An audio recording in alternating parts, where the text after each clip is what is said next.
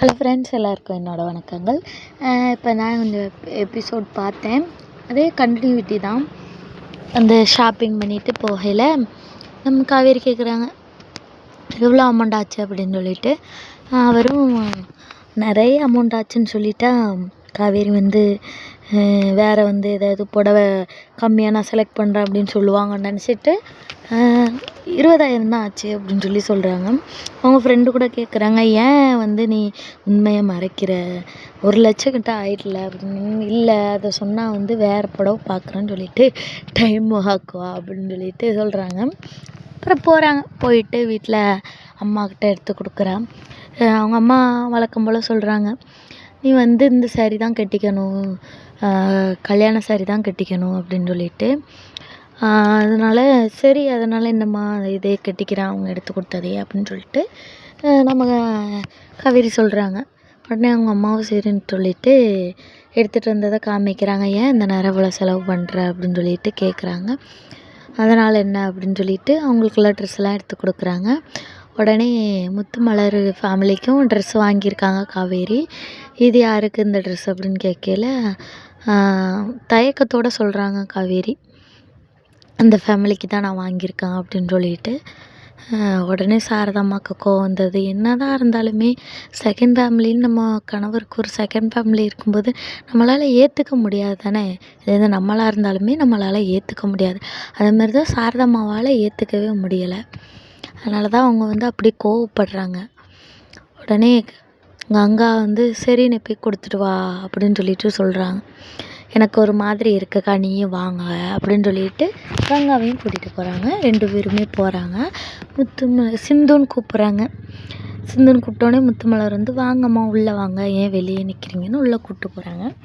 உங்களுக்கு ட்ரெஸ் எடுத்திருக்கேன் அப்படின்னு சொல்லிட்டு, ஏன் இவ்வளோ டைமில் லேட்டாக பர்ச்சேஸ் பண்ணியிருக்கீங்க சாரி அப்படின்னு சொல்லிட்டு கேட்கவும், இல்லை ஆஃபீஸ் வேலையாக இருந்தோம் அதனால் லேட்டாக பர்ச்சேஸ் பண்ணோன்னு சொல்கிறாங்களா.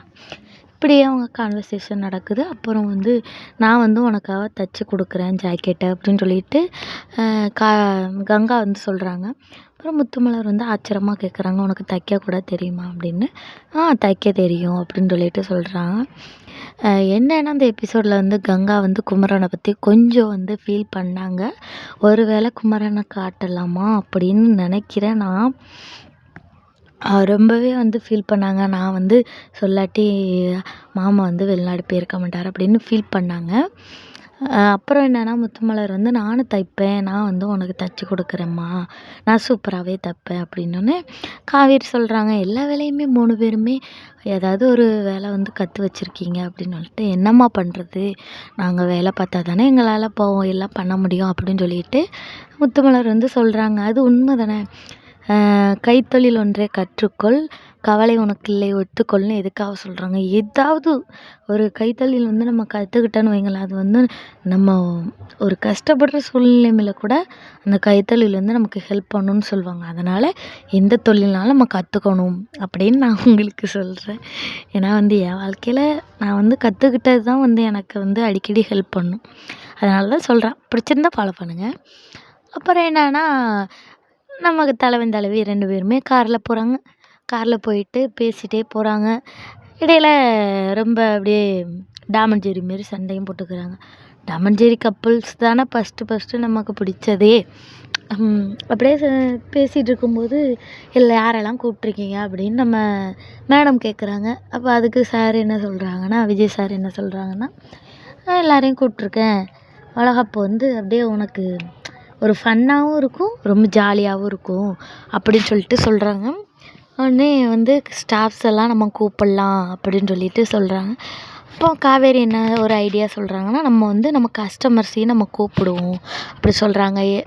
ஒரு வேளை இவங்க இந்த கஸ்டமர்ஸ் எல்லாம் கூப்பிடும்போது அவங்க கூப்பிட்றாங்க நம்ம போவோம் அப்படின்னு சொல்லிட்டு கொஞ்சம் மனசு இறங்கலாம்ல, அதனால் அவங்க யோசிக்கிறாங்களோ என்னவோ தெரியலை. அப்படி யோசித்து எல்லாரையும் கூப்பிட போவோம்னு சொல்லிட்டு சொல்கிறாங்க. உடனே விஜயும் கொஞ்சம் அப்படியே இப்படியா ஓகே சொல்கிறாங்க. ஓகே சொல்லி காவேரி போய் வீடு வீடாக போய் சொல்கிறாங்க. அங்கே ஐயப்பன் சார், அப்புறம் கிருஷ்ணா, காவேரி 3 பேருமே போய் சொல்கிறாங்க. சொல்லவும் உங்கள் ப்ராஜெக்ட் இதனால் எதுவும் தடைபடும்னு நீங்கள் நினைக்காதீங்க. உங்கள் ஃப்ளாட்ஸை வந்து நாங்கள் முடிச்சு கொடுத்துருவோம் சீக்கிரமாகவே அப்படின்னு சொல்லிட்டு நம்ம காவேரி சொல்கிறாங்க. அதோட வந்து தொடரும் போட்டாங்க. அடுத்து என்ன நடக்க போகுதுன்னா, நம்ம வளகாப்பு நடக்கும். எப்படியும் 2 வீக்ஸ் வச்சா நல்லாயிருக்கும்னு நினைக்கிறேன், வைப்பாங்கன்னு நினைக்கிறேன். நீ என்ன நினைக்கிறீங்க கமெண்ட் பண்ணுங்கள். இதேமாரி அப்டேட்ஸ்க்கு நம்ம சேனலோட இணைஞ்சிருங்க.